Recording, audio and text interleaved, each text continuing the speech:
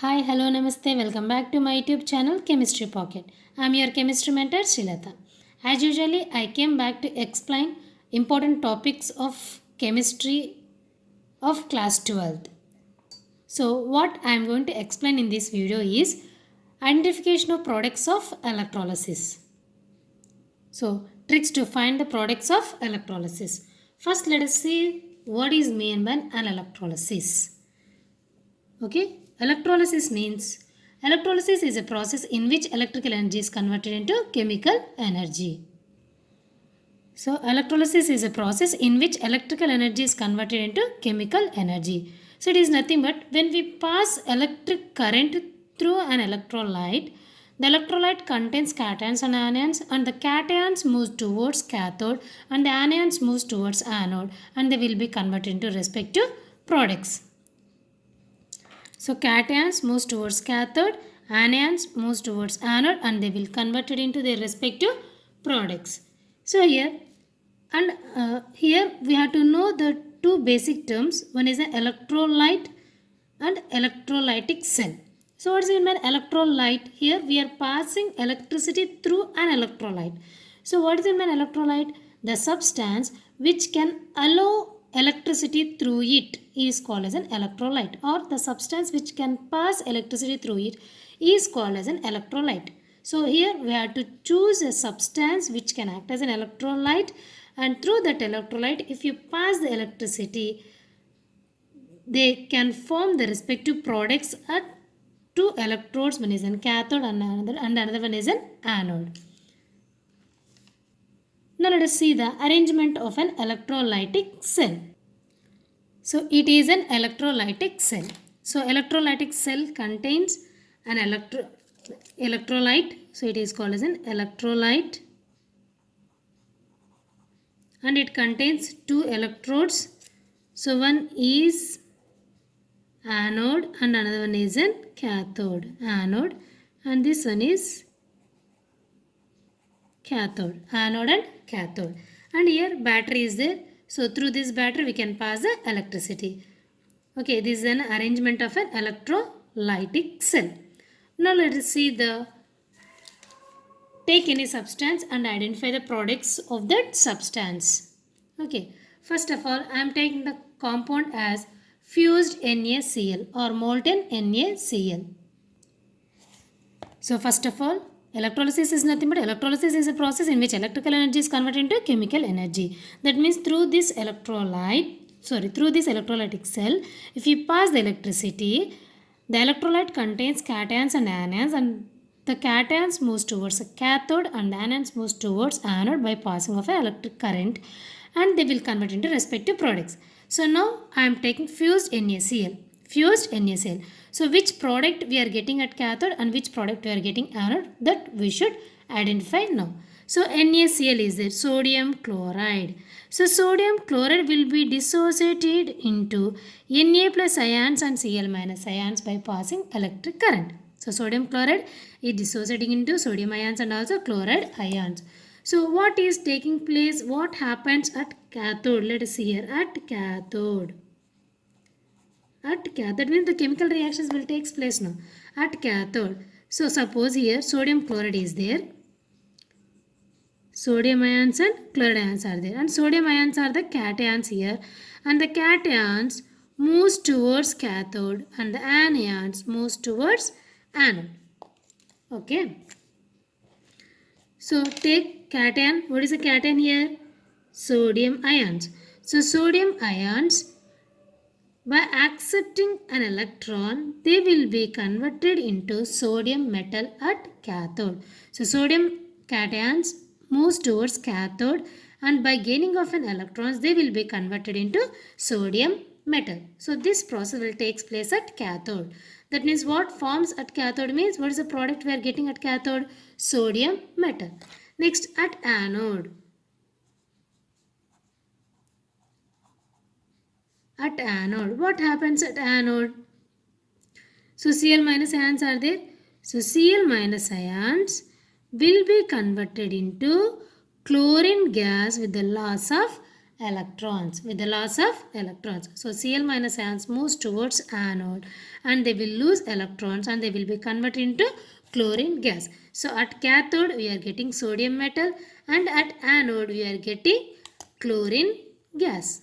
Chlorine gas. So these are the products where we obtain by doing of an electrolysis of fused sodium chloride solution. Understood here? So here we took fused sodium chloride and this fused sodium chloride will have the sodium ions and also chloride ions, and the sodium ions, that means cations, will move towards cathode and by accepting electrons they will be converted into respective metal. That means sodium metal is accepting electron and they are converting into sodium metal.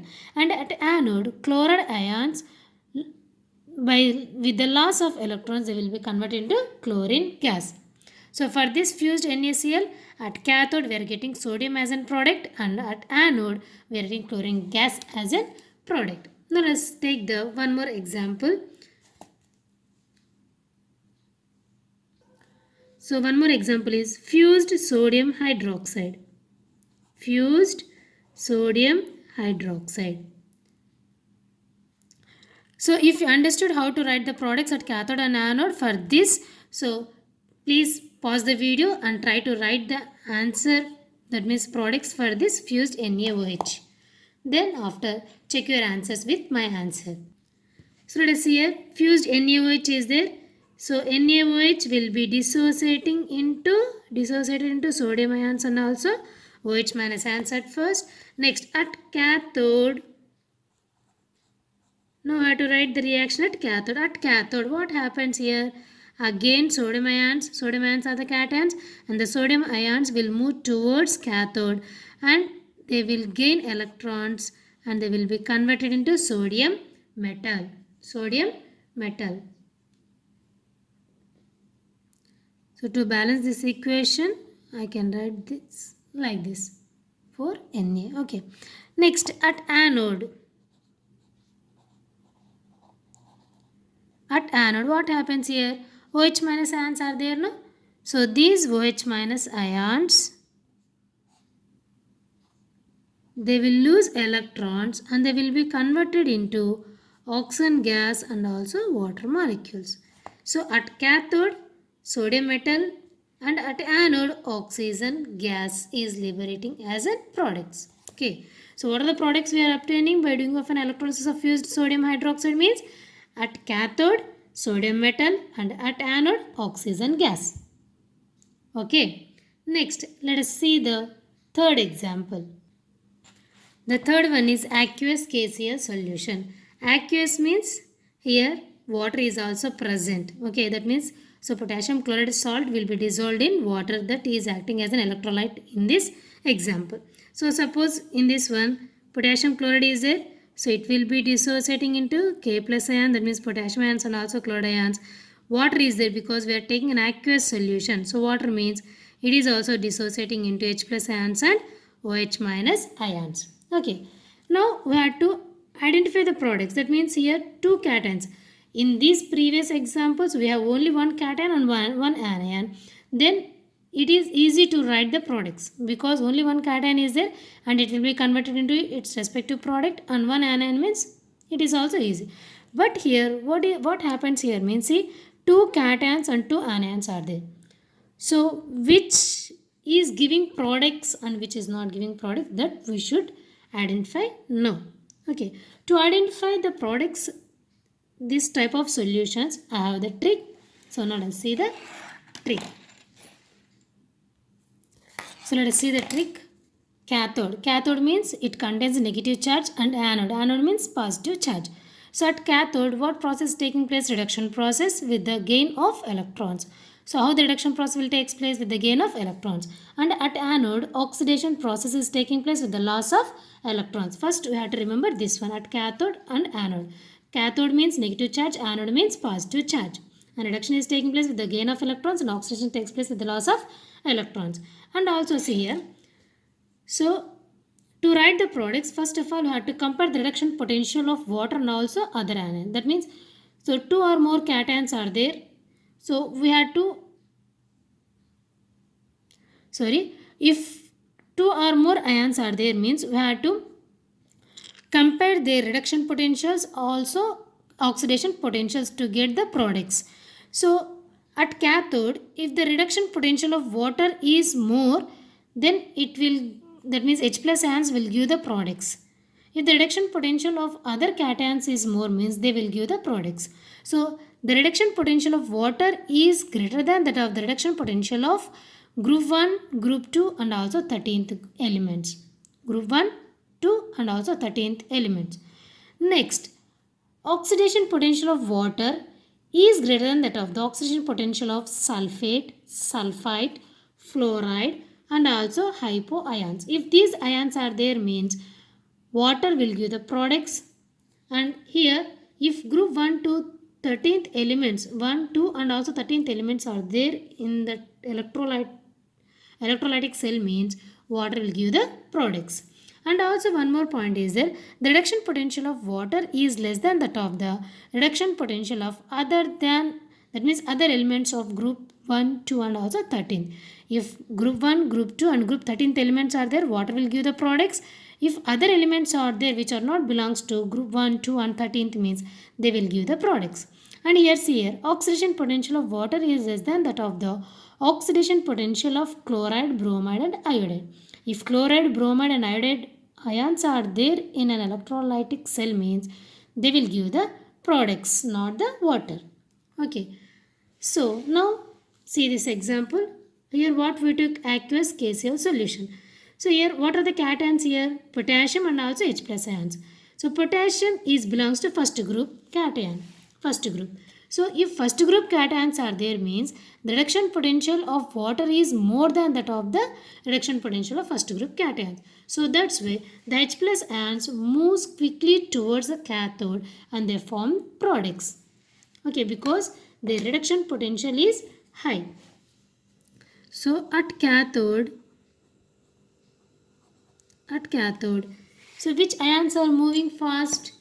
H plus ions. H plus ions. So 2 H plus plus 2 electrons gives rise to H2. So these products we can get at cathode. And next at anode.